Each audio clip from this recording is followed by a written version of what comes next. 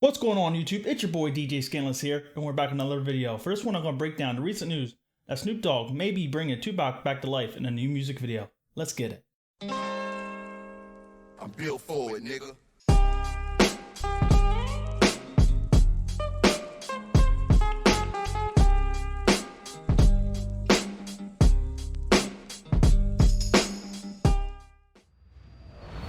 Alright guys, so if you guys didn't see the news, there's a couple articles out there talking about a new deepfake video. And what this is a learning computer technology that basically takes one person's face and implements it onto video footage of someone else. You can find these all over online of Tom Cruise, Arnold Schwarzenegger, Sylvester Stallone playing Macaulay Culkin in Home Alone. Some of them are really hilarious and some of them are really scary because how it bends the lines of it being reality or not.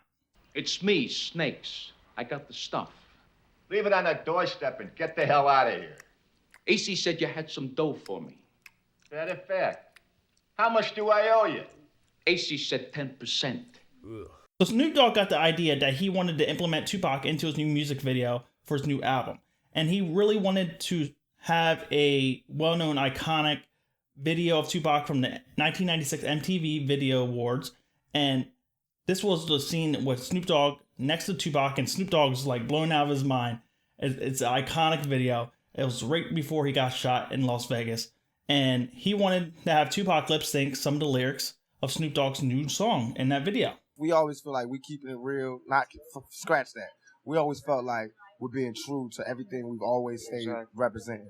And our audience is worldwide. We're not even on no, we coming out here and there's some East Coast, West Coast. We got beef with the people we got beef with. But we could go anywhere in the country because we are America's most wanted. So you can't stop the flow.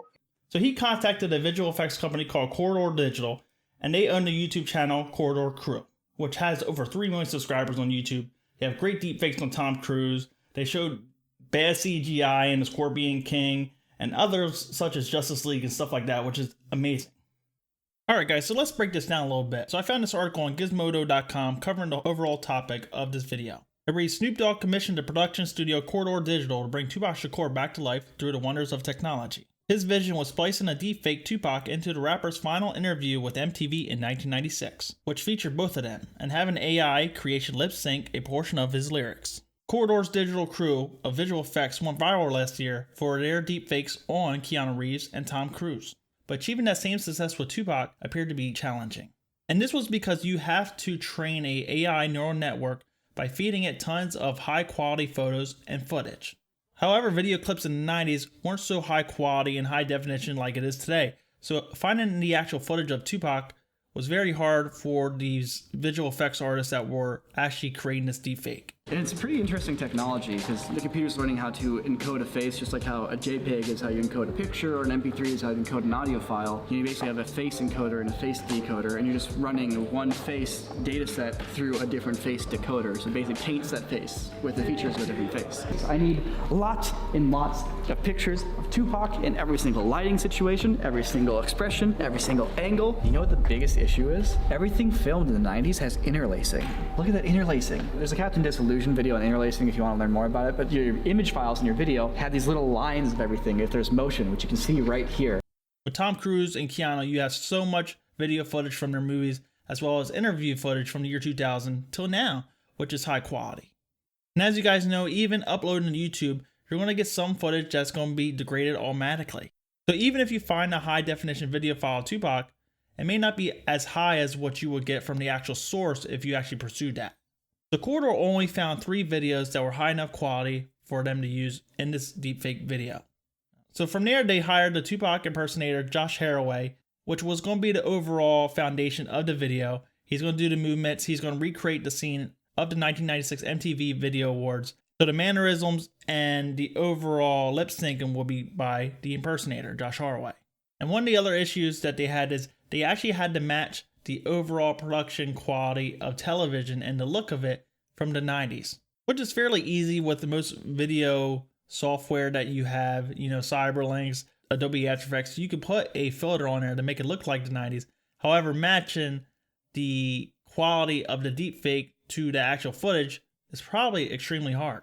The only problems I found with the deepfake in certain areas that it still seemed like Josh Haraway. Maybe it's due to the bone structure. Tupac's cheekbones were very narrow compared to Josh Haraway.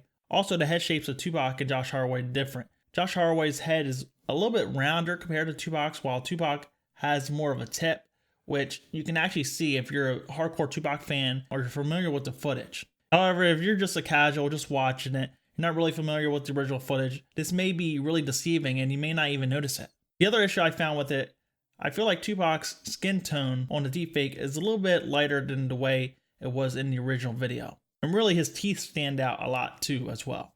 But overall, I feel like they did a great job, because if you're just a casual fan, you see this, you're going to think it's Tupac right away. And there's not much blurriness, you know, we don't see a crazy tan or a wonky eye or a double eyebrow problems that you may have seen with other deepfakes, with the Tom Cruise one in particular, that they actually had trouble trying to correct. So Corridor also made a Tom Cruise deepfake, and this is a really great deepfake, but one of the problems I've seen that his overall pigment of his skin was very tan compared to the way Tom Cruise looks in real life. Also, the hair was a little bit different than the way Tom Cruise is, and the body structure is not the same. Tom Cruise is a lot more beefier and muscular compared to the impersonator that they got. But the overall selling of this performance was really based on the impersonator. The impersonator did a great job at saying Tom Cruise's line, having the same almost voice tone and mannerisms. So I believe when you can implement this with an impersonator that has maybe some of the same facial qualities and things like that, it can be really great.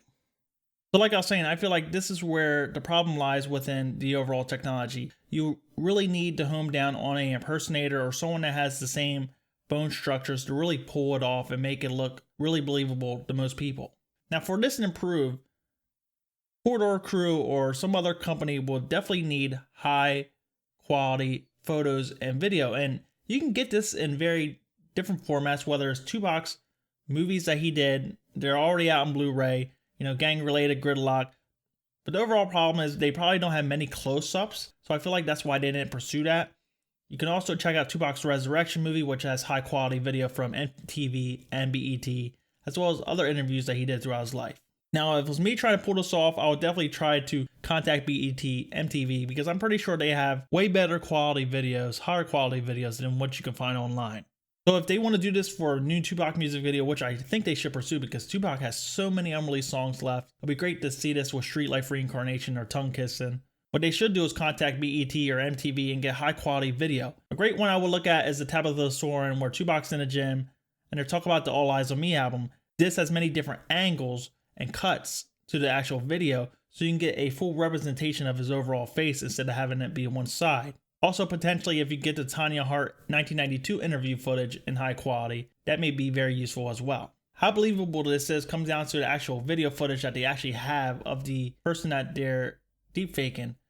So there is a treasure trove of high quality video, HD footage of Tupac, but on YouTube it's very scarce. You know, you have all these random uploads, you have all these videos that people just film themselves, and it doesn't come directly from the TV stations or the outlets that actually release that footage. But like I was saying, back in 2003, 2004, the Tupac estate issued a documentary on Tupac called Resurrection, and this had high quality video footage compared to what we have on YouTube. So to pull this off for a music video, Universal or Interscope Records or the Tupac estate would have to pursue MTV, BET, maybe even the movie production companies, maybe even Gobi that has unreleased footage from all Tupac's music videos, such as All About You, Two of America's Most Wanted, which every scene in those videos that you see Tupac in different clothes and different scenery in the back, the whole songs were performed. And then when you go to post-production, they just take different scenes from different angles, and that's how you get the overall music videos. So every single music video that Tupac did, and every different change of scenery, he probably performed overall 3 verses of the song multiple times. So that could be the other avenue if they really want to bring back Tupac back to life. However, does the movie production companies, does the music label still have the unreleased, uncut footage of all these music videos? I sure hope so, because I would love to see alternate cuts of these videos as well. Also, the benefit of using this technology for music videos lies in the fact that it may be actually cheaper to go this route instead of releasing video footage of, say, Michael Jackson, Prince, and Tupac. And as much as I love seeing new Tupac music videos with footage of him that I never seen before, the problem lies within different holders and copyright owners of that content. So the estate or Universal or Interscope would have to pay out to each party that owns that footage. So if you have MTV that owns one footage, if you have BET, if you have CBS All Access, you have Blackwatch, most likely those parties are going to have to get royalties or pay for that footage. However, with this technology, you just pay the impersonator and the visual effects company. What are your guys' thoughts on this? Do you think this is something that can be used in the future for mostly all media and music videos and movies and TV shows and stuff like that? I think this is a double-edged sword because there's so many great avenues that one could pursue as the technology grows and becomes better and better throughout the years. On one side of the coin, it can be used for great things such as music videos, biographies on deceased musicians such as Michael Jackson, Prince, Tupac, Notorious B.I.G. However, the other side is it could be used to frame people. You could have different people in precarious situations that they didn't actually do. We need to rely on trusted news sources. It may sound basic, but how we move forward in the age of information is going to be the difference between whether we survive or whether we become some kind of fucked up dystopia. And this can also be used in commercials and product placement and promotion that these celebrities probably would never have promoted if they were alive. So really, as a fan, I give a shout out to Corridor Crew. They're a great YouTube channel. Check them out in the link below for the full video. And I really just want to see what the future holds with this. I think right now, the visual effects is so great that it can be used for a 2-minute video, 3-minute video, a music video. However, for a full-length movie, that's where problems may come into check because at different angles, you can still see elements of the original actor. One of the prime examples of this is the Terminator Deepfake, which was originally done by Arnold Schwarzenegger, and they took the face of Sylvester Stallone and they implemented it onto Arnold Schwarzenegger's body. And that's another thing. You can lighten up a bit yourself.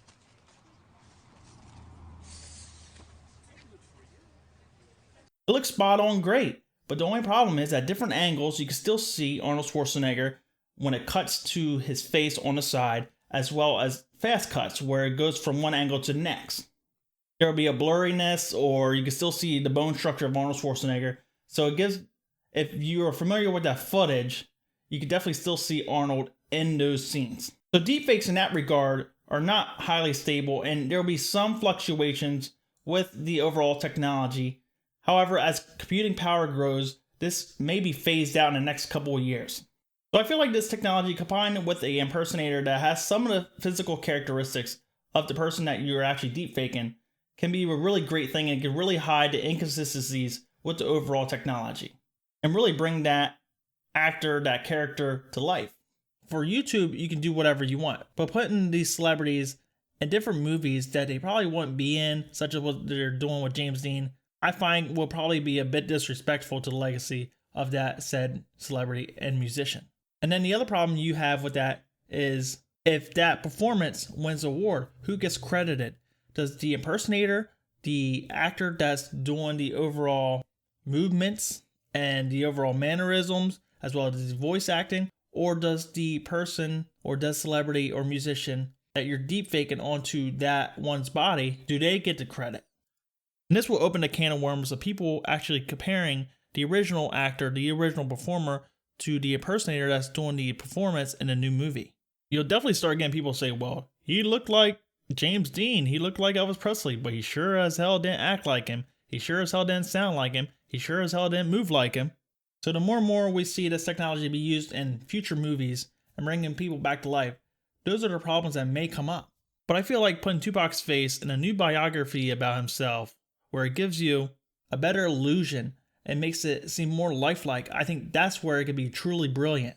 Because most of the time, you either have a great impersonator that has the mannerisms, has the voice tone, that has the way that they act down, however, they don't have the looks. Or they just have the looks, but they don't have the mannerisms, they don't have the movements, they don't have the way that they would act in certain situations now. And this, you can kind of get the best of both worlds. You just get someone that's a great actor, you get someone that looks similar, and you just have their face plastered onto that body. But the real implications of this is really keeping it out of hands of crooks and criminals that may use this to damage another person's reputation and career, which is something that we haven't seen yet, but it could very well happen in the future. So what do you guys think? Do you think this technology will be used for good things in the future or negative things? You can have great music videos, you can have great biographies, and maybe even potentially full-length movies in the future using this technology, bringing back dead celebrities and musicians and bringing them back to life on a big screen. Also, guys, be sure to check out my Patreon. I'm going to have new stuff on there eventually in the next coming weeks. And be sure to check out my YouTube channel memberships that's located right under this video. I'm going to have perks on there, emojis, maybe additional content, unreleased videos, and stuff like that. This DJ Skandalous signing out. Peace out. All you niggas out there, beware these lying ass scandalous bitches. They will leave your ass on